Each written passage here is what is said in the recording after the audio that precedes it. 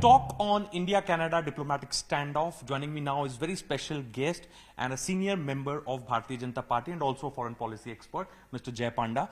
Sir, this diplomatic standoff has been triggered by Justin Trudeau for perhaps 2% of the 2% people, those who support terrorist, separatist ideology in Canada. And now it looks like that he has embarrassed himself because he was trying to convince and lobby against India with G7 nations and the intelligence alliance partners. But it looks like that he has embarrassed himself because none of these nations are ready to derail the Indo-Pacific strategy for the 2% of the 2% living in Canada. How do you like to react to this? You know, I have tweeted about this today, sarcastically, but there is an underlying truth to what I have said sarcastically, which needs to be taken into account, which is that for more than 4 decades we have had this problem where Canada has been giving shelter to terrorists who have planned attacks in India that have caused immense damage, but they have also killed hundreds of Canadians, such as in the Kanishka bombing. And yet these Khalistani separatists are allowed to hold referendums, they are allowed to hold tableaus depicting violence and assassination of an Indian Prime Minister. This is not acceptable, this is not civilized. Now, regarding this particular incident, look, the Indian MEA has given a very strong rebuttal on the allegations made by the Canadian Prime Minister. And not only a rebuttal, today MEA has issued a very strong travel advisory because of the real hate crimes that are happening in Canada and because of the real threat to life of Indian citizens. And the reality is, it's not like Canada is pure as the driven snow. Canada itself has acquiesced to these kind of operations when terrorists have been taken out in other countries. Now, the point is, two can play at this game. If Canada professes to be a friendly country to India and at the same time it is allowing these activities, and what I have suggested is, it doesn't allow a referendum on Quebec independence, but perhaps there are people in India who can facilitate that on an online referendum. Perhaps, there are elected representatives in Canada who want Quebec to become an independent country. They're going around meeting world leaders. I would be very happy to host them in India to understand their viewpoints and have interactions here in India. And I think the Canadian Prime Minister has said things that he's not able to back up. His own country people are questioning him. I think he's sort of backed himself into a corner. Okay. Sir, even he has caused a lot of embarrassment for him and his government because none of these G7 nations are supporting him. Some of them have not even named India in the statements released by them. Also, there was a different tone and language if you hear to his bite, which he gave yesterday in New York at UNGA, where he said that I don't want to provoke, I don't want to escalate. Sir, how serious Mr. Trudeau is as a politician, where the word is deciding or perhaps working on Indo-Pacific strategy, he is sabotaging, derailing the entire Indo-Pacific strategy, just for few individuals in Canada, those who belong to an ideology, separatist ideology, and perhaps also to save his government and for a vote bank politics. In fact, External Affairs Minister Jaishankar also said that on record. Look, how serious a politician Mr. Trudeau is, I think Canadians have to decide. It's not for us to decide.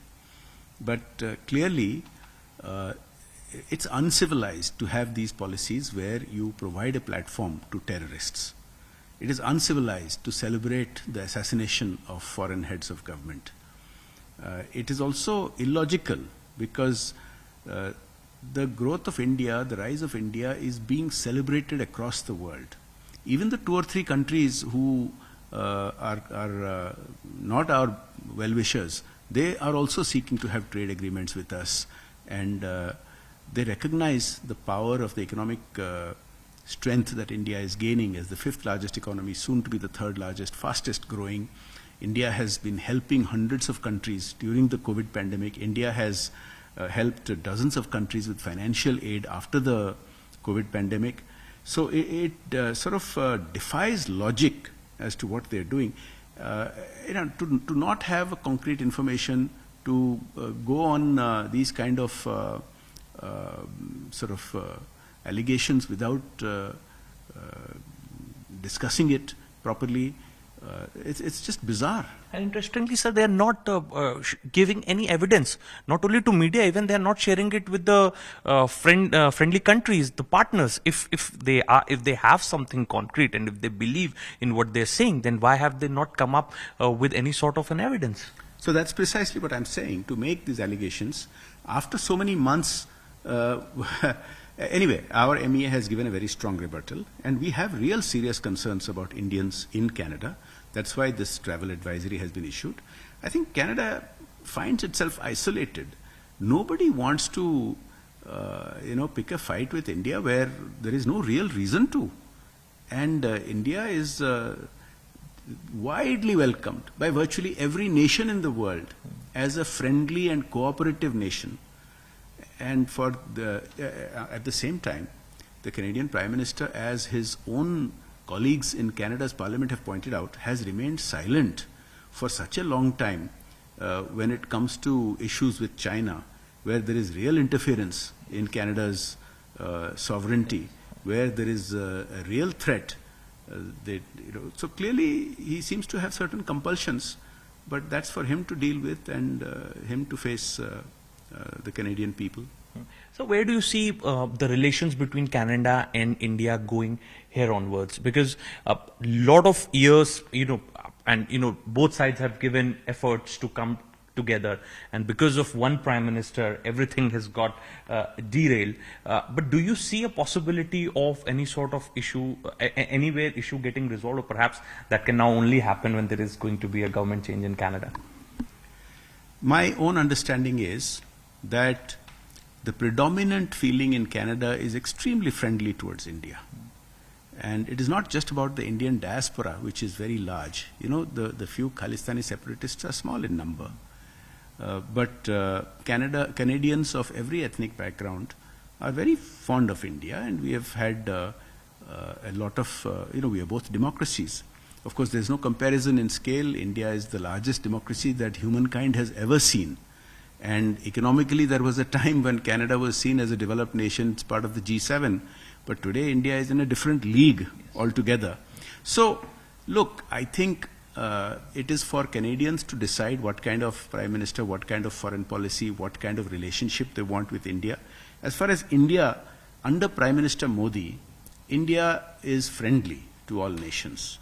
But this is not an India which will bow down and be lectured to by countries which have a colonial mindset, who themselves harbor terrorists, and they themselves take out terrorists in other nations and make such allegations and give such lectures without any credence. This is not an India that will, keel over and play dead. Okay.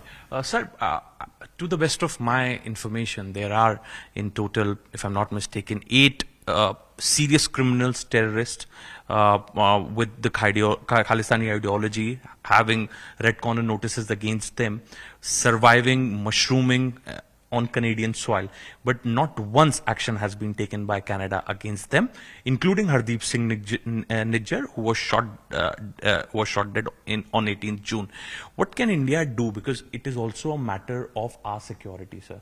Because these gangsters live in Canada, but they operate their network sitting back in Canada and orchestrate shooting, killing, land grabbing, whatnot.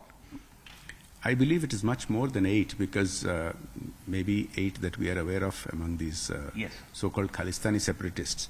But, there are many books such as No-Go Zones by Rahim Kassam, which point out countries like Canada have a real problem. They have ghettoization of certain ethnic minorities who seem to run their own laws within Canada. They seem to be independent of Canada's constitution. So when Prime Minister Trudeau talks about sovereignty, it's bizarre. He doesn't seem to be concerned about Canadian sovereignty when China impinges on it, when certain groups run their own enclaves with their own laws inside Canada when they have such uncivilized acts as advertising on hoardings, death threats to foreign diplomats. No civilized country does that. And countries that have done that, we have experienced, for example, like Pakistan, they have run themselves into the ground and are now going around the world with a begging bowl. Canada will have to make its choices and live with the consequences that it makes. Sir, also a development that we're getting right now is there is a Canadian singer Shubh who has supported Khalistan openly on his Instagram page. His show has been cancelled by organizer after the demand from workers from your party in Mumbai. How would you like to react to it? You know, a lot of people who have worked against India have taken advantage of India's very laissez-faire attitude of sab kuch chalta hai, you undermine India, you plan terrorist activities in India, wo bhi chalta hai, you can come and say and do anything. But this is a different India. With the leadership of Prime Minister Modi, we showcased to the world during G20 what a positive, growing, large, confident economic force that we have become. So what this means is that people cannot act with impunity any further against India. Now, if you are going to profit from India, you're going to sell thousands of tickets and make millions of dollars, and you want to use that against India, that's no longer going to be something that you can do with impunity. If you are going to be sheltering terrorists, then you will have to face the music at some point, and you certainly cannot do that from funds that you want to raise from India. That kind of impunity has to come to an end.